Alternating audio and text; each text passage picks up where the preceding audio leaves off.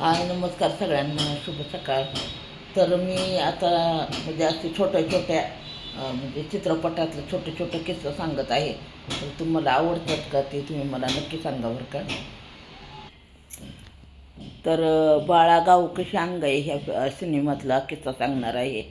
तर त्या सिनेमामध्ये कसे 3 त्रिकूट होते बघा. म्हणजे विक्रम गोखले, नयनतारा का काय त्यांचं नाव होतं त्या एक, आणि आशा काळे, असं तिघांचा तो सिनेमा होता.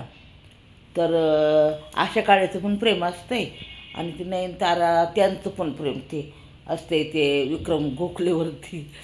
तर बिचारी आपली तिचा जीव असतो, पण आता पर्याय नाही त्याला, शेवटी चित्रपट असतो. मग विक्रम गोखले आणि ते नयनताराचं लग्न होतं आणि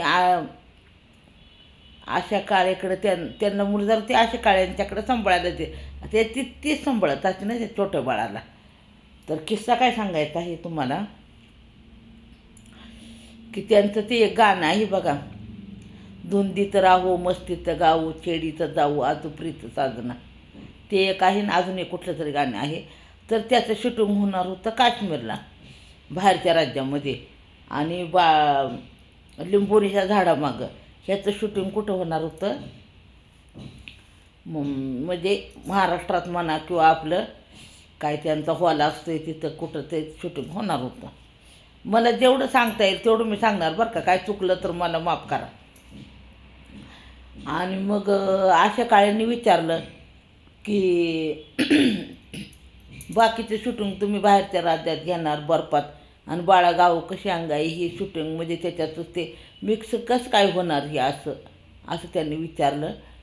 तर मग जे दिग्दर्शक होते चित्रपटाचे, आता त्यांचे नावं काय माझ्या लक्षात नाहीत, दिग्दर्शक पर कोण चित्रपट केला त्यांनी, ते नावं काय माझ्या एवढे ध्यानात नाहीत, तुम्ही बघा म्हणजे तुम्हाला समजलंच.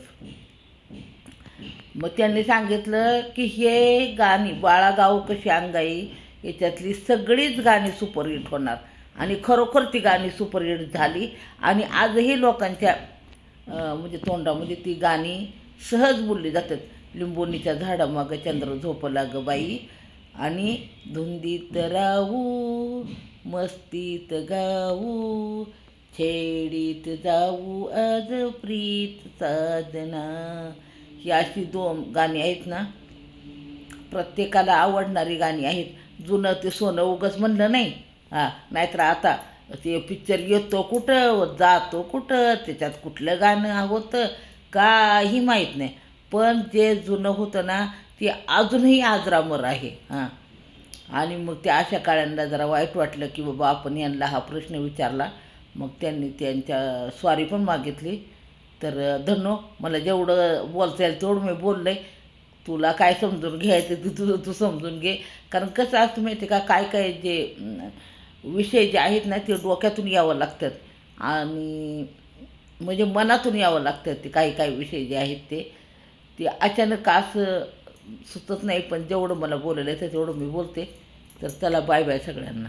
आणि माझे व्हिडिओ आवडले का ते कमेंटमध्ये मला सांगायला तेवढं विसरू नका. उलटं पालटं सुलटं काय बोलायचं ते बोलत असते मी. तुम्ही बघता आपलं मनापासून, त्याचा प्रश्न तो प्रश्न वेगळा आहे. पण तुम्हाला आवडतात का नाही ते सांगा. तर बाळा गाव कसं अंगाई हे त्रिकूट प्रेमाचं प्रतीक आहे हे. बघा तुम्ही काय समजायचे ते समजा.